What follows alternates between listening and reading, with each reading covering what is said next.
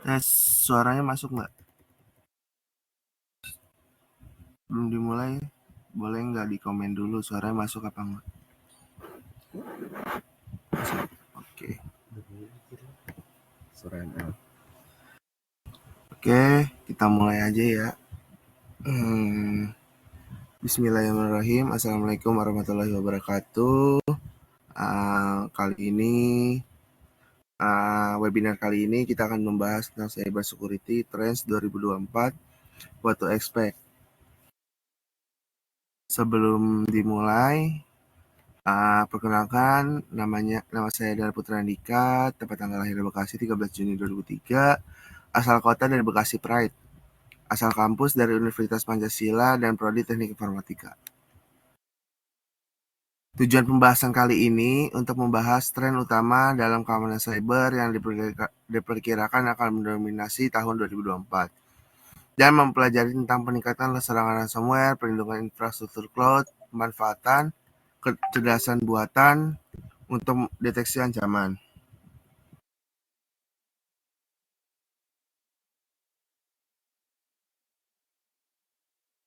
Pembahasan hari ini itu ada 6 tren ya. Yang pertama itu tren penguatan kebijakan privasi, yang kedua serangan ransomware yang lebih canggih, yang ketiga itu keamanan untuk infrastruktur cloud, yang keempat pemanfaatan AI dalam keamanan cyber, yang kelima itu fokus pada keamanan IoT, yang keenam itu human factor in cyber security.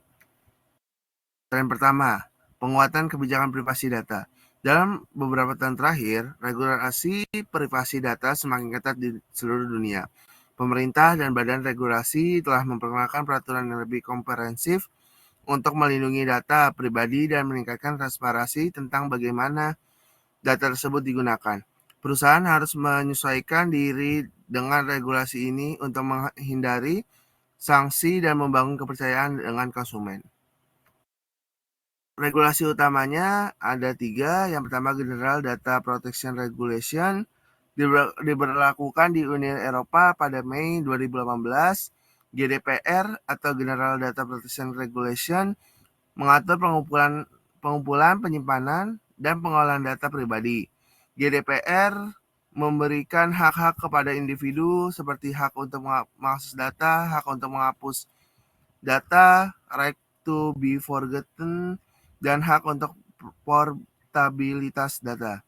Yang kedua ada California Consumer Privacy Act atau CCPA, diberlakukan di California, Amerika Serikat pada Januari 2020.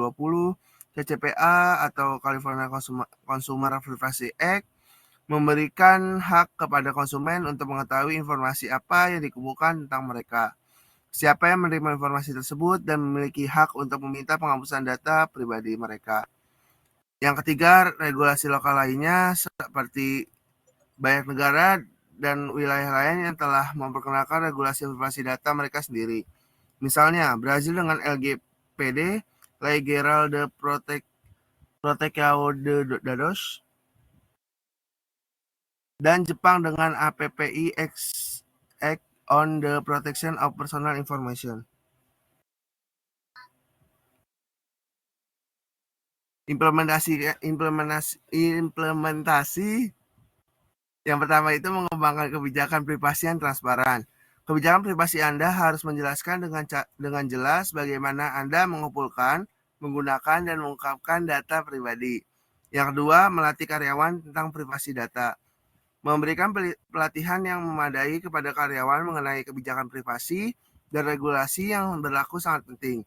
Karyawan harus memahami pentingnya privasi data dan mengolah data pribadi sesuai dengan kebijakan perusahaan dan regulasi yang berlaku. Yang ketiga, mematuhi persyaratan regulasi.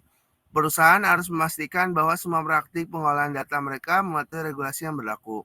Ini termasuk melakukan audit privasi secara berkala, menunjukkan petugas perlindungan data jika diperlukan, dan mengimplementasikan mekanisme untuk mengelola permintaan hak-hak individu.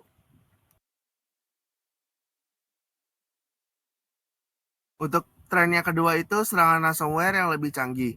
Ransomware telah berkembang pesat dalam beberapa tahun terakhir, menjadi semakin canggih dan sulit dideteksi Para pelaku kejahatan cyber kini menggunakan teknik yang lebih maju untuk mengenkripsi data dan menutup tebusan dari korbannya. Hal ini menyebabkan peningkatan signifikan dalam jumlah dan kompleksitas serangan ransomware yang menargetkan perusahaan besar dan institusi pemerintah. Contoh kasusnya itu ada serangan terhadap kolonial Pipelin pada Mei 2021. Serangan ini menyebabkan gangguan besar pada pasukan bahan bakar di Amerika Serikat, memaksa perusahaan untuk membayar tebusan sebesar 4,4 juta US dollar kepada kelompok hacker DarkSide. Kasus lain termasuk serangan terhadap JBS Food, salah satu produsen daging terbesar di dunia, yang membayar tebusan sebesar 11 juta dolar untuk memulihkan sistem mereka yang terkena serangan ransomware. Untuk langkah pencegahannya itu yang pertama ada backup data secara rutin. Pastikan untuk melakukan backup data secara teratur dan menyimpan di lokasi yang aman dan terisolasi dari jaringan utama. Yang kedua, pelatihan karyawan. Memberikan pelatihan kepada karyawan tentang cara mengenali dan menghindari phishing dan jenis serangan cyber lainnya dapat mencegah serangan ransomware. Yang ketiga, penggunaan software anti ransomware. Menggunakan software anti ransomware yang canggih dapat mendeteksi dan mencegah serangan sebelum mereka merusak sistem. Sebelumnya masih ini kan ya, suara masih masuk.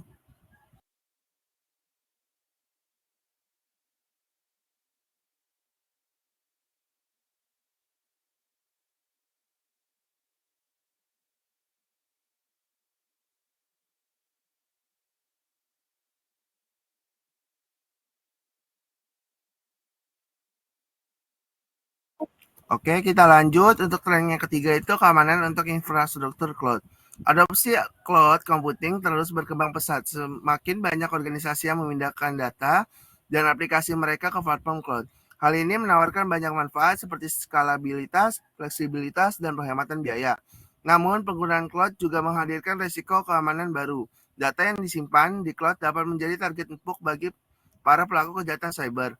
Oleh karena itu, penting bagi organisasi untuk menerapkan strategi keamanan cloud yang kuat untuk melindungi data dan aset mereka. Untuk resiko yang muncul itu pertama ada pelanggaran data. Para pelaku kejahatan cyber dapat memperoleh akses tidak sah ke data yang disimpan di cloud melalui berbagai cara seperti serangan phishing, malware, atau eksploitasi kerentanan.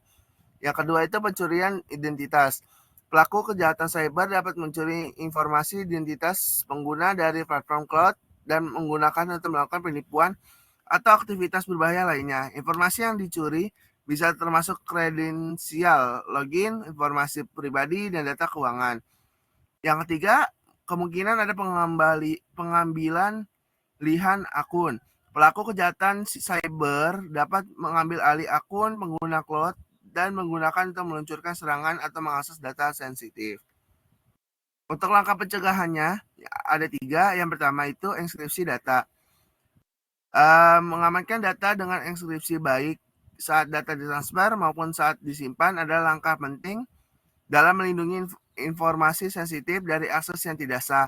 Dengan enkripsi, data hanya bisa diakses oleh pihak yang memiliki kunci deskripsi yang tak sah. Yang kedua, manajemen identitas dan akses atau IM. Mengimplementasi manajemen identitas dan akses yang ketat membantu memastikan bahwa hanya pengguna yang berwenang yang dapat mengakses data dan di aplikasi di cloud. Yang ketiga itu monitoring berkelanjutan. Melakukan pemantauan secara terus-menerus terhadap aktivitas dan anomali di lingkungan cloud dapat membantu mendeteksi dan merespon ancaman dengan cepat. Yang keempat itu ada pemanfaatan AI dalam keamanan cyber. Pemanfaatan kecerdasan buatan atau yang kita kenal dengan AI dalam keamanan cyber semakin populer karena kemampuan untuk mendeteksi dan merespon ancaman dengan cepat dan akurat. AI dan machine learning digunakan untuk menganalisis data dalam jumlah besar dan mengidentifikasi pola-pola yang mungkin terlewatkan oleh metode tradisional, sehingga memungkinkan respon yang lebih cepat terhadap serangan cyber. Kecerdasan buatan atau AI semakin banyak digunakan dalam bidang keamanan cyber untuk meningkatkan deteksi dan respon terhadap ancaman. Algoritma AI canggih, mampu menganalisis data dalam jumlah besar dengan cepat dan akurat, memungkinkan mereka untuk mengidentifikasi pola dan anomali yang mungkin mengindikasikan aktivitas berbahaya. Keuntungan dari AI itu yang pertama,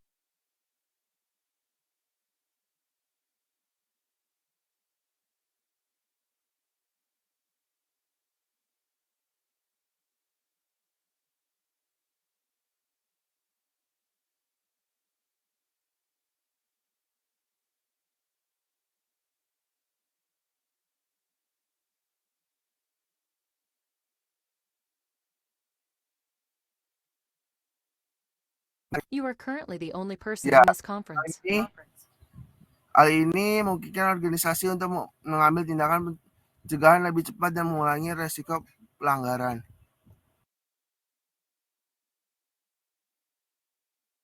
Putus ya? Bentar.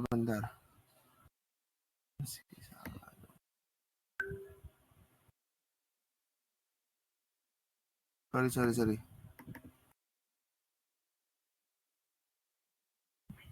Kita ulangi lagi untuk keuntungan AI. Ada ya, berarti ya gambarnya ya. Tadi keputus berarti. Keuntungan AI ini ada 3. Yang pertama, mengurangi beban kerja manusia. Yang kedua itu untuk menganalisis data kompleks. Dan yang ketiga itu AI dapat memproses data secara real time dan mengidentifikasi ancaman jauh lebih cepat daripada manusia. Oke. Untuk kerugiannya itu adanya kurangnya transparansi dan akuntabilitas, atau yang itu berarti sulit untuk memahami bagi mereka membuat putusan. Yang kedua, memanipulasi dan pengawasan massal. AI dapat digunakan untuk manipulasi perilaku dan pendapat orang, baik melalui iklan bertarget atau propaganda. Yang ketiga itu dampak psikososial. AI dapat digunakan untuk membuat deepfake atau konten sintetis lainnya yang dapat digunakan untuk menipu atau membingungkan orang. Contoh aplikasi AI dalam cybersecurity. Yang pertama ada IDS atau sistem deteksi intrusi berbasis AI. Yang kedua ada analisis malware dan antivirus berbasis AI. Yang ketiga ada analisis log dan kejadian berbasis AI.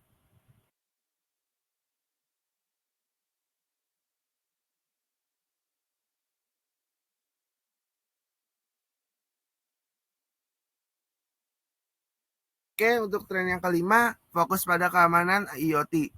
Perangkat IoT semakin banyak digunakan di berbagai industri termasuk manufaktur, perawatan kesehatan, dan rumah pintar. Hal ini membawa banyak manfaat seperti peningkatan efisien, produktivitas, kenyamanan. Namun hal ini juga menimbulkan tantangan keamanan yang signifikan. Tantangan keamanan. Perangkat IoT seringkali memiliki kerentanan keamanan yang dapat dieksploitasi oleh pelaku kejahatan cyber untuk meluncurkan serangan. Selain itu, banyak perangkat IoT tidak memiliki standar keamanan yang kuat yang membuat lebih mudah diretas. Hal ini dapat menyebabkan berbagai konsekuensi serius seperti pencurian data, gangguan layanan, dan bahkan kerusakan fisik. Solusinya yang pertama itu memperbarui firmware secara berkala. Yang kedua itu pisahkan perangkat IoT dari jaringan lain di rumah atau di bisnis Anda. Yang ketiga itu gunakan sandi yang kuat dan unik setiap perangkat IoT Anda. Solusinya yang pertama itu nonaktifkan fitur yang tidak digunakan dan gunakan solusi keamanan IoT. Penting untuk dicatat bahwa ini hanya beberapa langkah untuk meningkatkan keamanan IoT. Penting untuk selalu up to date dengan ancaman kerentanan terbaru dan mengambil langkah yang tepat untuk melindungi perangkat Anda. Yang terakhir ada human factor in cybersecurity. Kesadaran karyawan terhadap ancaman cyber menjadi semakin penting dalam lanskap keamanan cyber saat ini. Para Para pelaku kejahatan cyber semakin terampil dalam menargetkan pengguna individu dengan serangan phishing, social engineering, dan trik lainnya. Oleh karena itu, penting bagi organisasi untuk memastikan bahwa karyawan mereka memahami resiko keamanan cyber dan tahu bagaimana melindungi diri mereka sendiri dan data organisasi. Resiko keamanan cyber yang terkait dengan faktor manusia itu ada phishing. Yang kedua ada social engineering dan yang ketiga kesalahan manusia. Phishing itu uh, upaya untuk menipu pengguna agar mengungkap informasi pribadi atau sensitif. Kalau social engineering itu memanipulasi psikologis yang digunakan untuk menipu orang agar melakukan sesuatu yang biasanya tidak mereka lakukan. Yang ketiga, kesalahan manusia, seperti mengklik tautan berbahaya atau membuka lampiran email yang terkontaminasi malware. Langkah pencegahannya, yang pertama itu implementasi kebijakan keamanan yang kuat yang mencakup praktik terbaik untuk penganan data. Yang kedua itu simulasi serangan, seperti simulasi serangan phishing dan social engineering untuk membantu karyawan Anda mengidentifikasi dan menghindari trik penipuan. Yang meningkatkan kesadaran karyawan Anda tentang pentingnya keamanan cyber dan dorong mereka untuk melaporkan aktivitas mencurigakan. Kesimpulannya, lanskap ancaman cyber terus berkembang pesat dan penting bagi organisasi untuk proaktif dalam menghadapi ancaman ini. Dengan mengikuti tren terbaru dan menerapkan langkah-langkah pengamanan yang tepat, organisasi dapat membantu melindungi data dan aset mereka dari bahaya. Salah satu cara terpenting untuk tetap selangkah lebih maju dari pelaku penjahatan cyber adalah proaktif dalam pendekatan Anda terhadap keamanan cyber. Ini berarti secara berkelanjutan menilai risiko Anda menerapkan langkah-langkah pengamanan yang tepat dan memperbarui praktik keamanan Anda sesuai kebutuhan. Uh, untuk sampai saat ini ada pertanyaan nggak? Kalau ada pertanyaan bisa langsung tulis di kolom chat ya.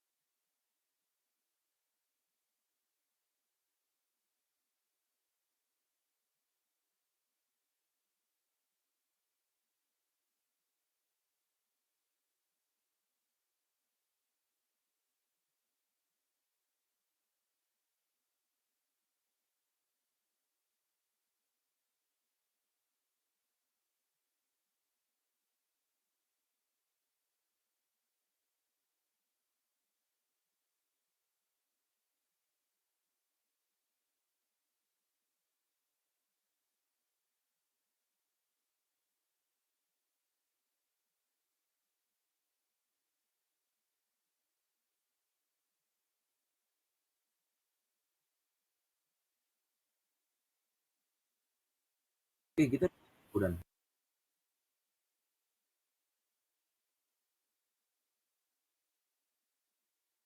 Baik, kalau misalkan tidak ada pertanyaan lagi, langsung tutup aja ya. Langsung tutup aja. Baik, terima kasih yang udah pada datang teman-teman semua. Terima kasih yang udah pada dengerin. Kurang lebihnya mohon maaf. Wassalamualaikum warahmatullahi wabarakatuh. Thank you semua.